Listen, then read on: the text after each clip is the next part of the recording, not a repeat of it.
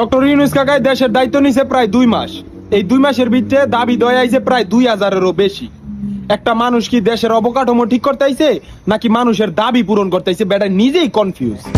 চোর পুলিশ ডাকাত বাবু, হিন্দু মুসলিম, পাহাড়ি আনাহারি, আমলা কামলা, রিস্কাওয়ালা থেকে শুরু করে কাচের বুয়া রাস্তায় নামছে।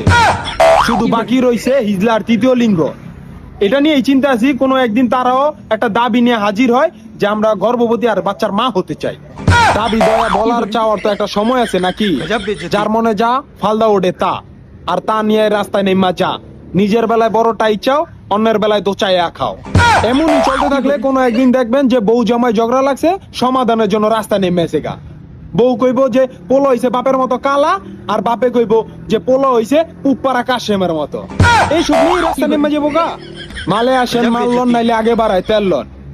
এমন একটা দেশে থাকি, বিশ্বাস করেন আর না করেন, এই দেশে সব সম্ভব।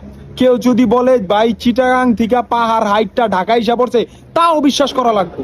2 মাসে যা দেখলাম দেশে, এটাই ভাবতেছি কোনো একদিন জানি আবার কে পেট নিয়ে রাস্তায় নাইমা দাবি করে যে আমার গর্বের সন্তান ডক্টর ইউনূস সাহেবের। আমার সন্তানের পিতৃ পরিচয় চাই। এইটা সারা দেশের আর দেখার মতন বাকি কিছুই নাই। নিজের রাস্তা নিজে মাপেন। আমি এখন যাই। আল্লাহ হাফেজ।